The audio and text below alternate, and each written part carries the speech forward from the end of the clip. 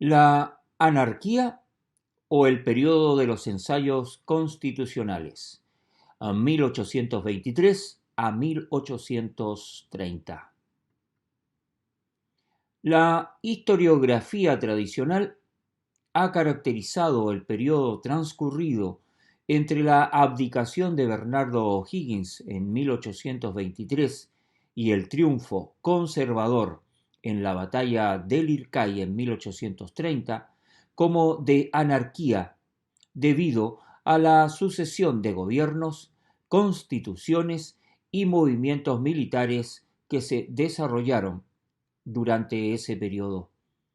Sin embargo, en los últimos años se ha reformulado esta visión negativa por una que pone acento en los aspectos positivos, sobre la búsqueda de un nuevo orden político y en la construcción de un Estado republicano y democrático, proceso en el cual la élite dirigente adquirió experiencia a través de distintos ensayos constitucionales y gobiernos, hasta consolidar un sistema político autoritario que trajo orden y estabilidad a la República de Chile. Entre los aspectos positivos del periodo podemos mencionar el respeto a las libertades cívicas y la ley, la búsqueda de acuerdos constitucionales, la confianza en las instituciones y en el debate político.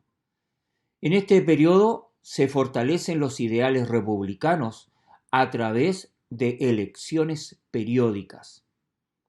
Entre lo negativo del periodo se destaca el caudillismo, aunque muy disminuido, no así en el resto de Latinoamérica.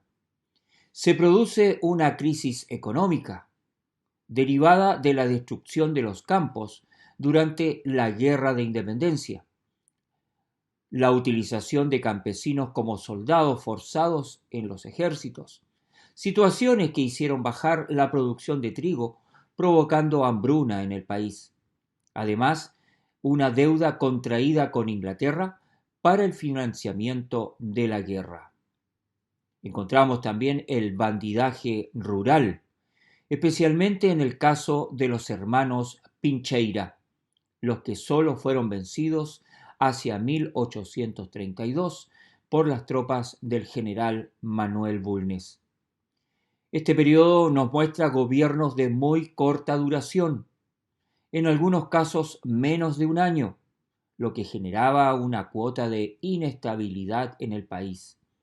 Además, existían diferencias con la Iglesia Católica, tras la requisición de bienes eclesiásticos por el apremio de la deuda externa y la crisis. Los principales grupos o facciones políticas del periodo de la anarquía son los siguientes: los pelucones, de tendencia conservadora, agrupaba a los hombres ricos, aristócratas, muchas veces antiguos realistas, partidario de gobiernos fuertes y centralizadores, dan irrestricto apoyo a la Iglesia Católica. Estaban también los pipiolos, de tendencias liberales, influidos por los ideales de la Revolución Francesa y de la Ilustración, encaminados a producir cambios en el menor tiempo posible, aristócratas jóvenes y cultos. Estaban también los o'higginistas, grupo de amigos personales de Bernardo O'Higgins que exigían su retorno al país. Los estanqueros, grupo dirigido por Diego Portales, defendían el ideal de una república autoritaria con gobiernos fuertes. Los federalistas, José Miguel Infante era su líder, promovieron en 1826 las leyes federales, tienen como modelo la Constitución de Estados Unidos, experiencia que termina con el levantamiento de Enrique Campino. Otro rasgo central del periodo de aprendizaje político es el esfuerzo de la clase dirigente por crear una constitución que se convirtiera en la base sobre la cual se ordenara y regulara el nuevo orden político. La falta de experiencia de los criollos los llevó a ensayar una y otra proyecto constitucional. El fracaso de las constituciones y de las leyes promulgadas fue consecuencia de la división política que afectaba a la aristocracia chilena. Tras la renuncia de Bernardo O'Higgins en 1823, asumía como director supremo el general Ramón Freire Serrano. Este, más preocupado de realizar la campaña de Chiloé, último reducto en manos españolas, dejó la redacción de una nueva constitución en manos del Congreso, liderado por Juan Egaña, quien dio forma a la denominada Constitución Moralista de 1823, la cual desde sus inicios tuvo grandes dificultades para ser puesta en práctica, tanto por su engorroso articulado como por las demandas por parte de las provincias de una mayor participación política mediante la implementación de un sistema de gobierno federalista. La idea ganó terreno en el Congreso, el que aprobó una serie de leyes federales propuestas por José Miguel Infante, y de inmediato se comenzó la discusión de una constitución federal a mediados de 1826. Ramón Freire, descontento con estas iniciativas del Congreso, presentó su renuncia al mando. Como sucesor asume el general Manuel Blanco Encalada, quien fue el primero en gobernar el país bajo el título de Presidente de la República. Sin embargo, las dificultades para implementar el federalismo, debido a la inexperiencia de las provincias y sus escuálidos recursos, dificultaron la marcha del gobierno, lo que llevó a Blanco Encalada a renunciar y al consecuente abandono del sistema federalista. Como sucesor, asume el vicepresidente Agustín Eizaguirre hasta enero de 1827.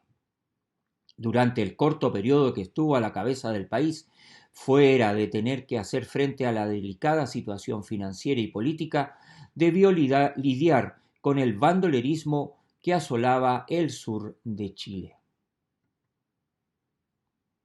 En este complejo escenario volvió a gobernar por un corto periodo Ramón Freire, quien ante la hostilidad del Congreso volvió nuevamente a dimitir. En su reemplazo asumió el general liberal Francisco Antonio Pinto, quien llamó a elecciones para formar un nuevo Congreso constituyente, en el que los liberales, tras alcanzar la mayoría, promulgaron la Constitución Liberal de 1828. Este apogeo del liberalismo llevó a la oposición política, conformada por conservadores, o'higginistas y estanqueros, a unirse en su contra y comenzar una disputa política que alcanzó su máxima tensión en las elecciones presidenciales de 1829, cuando la oposición se negó a aceptar el resultado aduciendo que este era una trampa del gobierno, desencadenó la Guerra Civil de 1829. El resultado de esta confrontación fue favorable a las fuerzas conservadoras lideradas por Diego Portales y el general José Joaquín Prieto, asumiendo este último la presidencia de la República en 1831.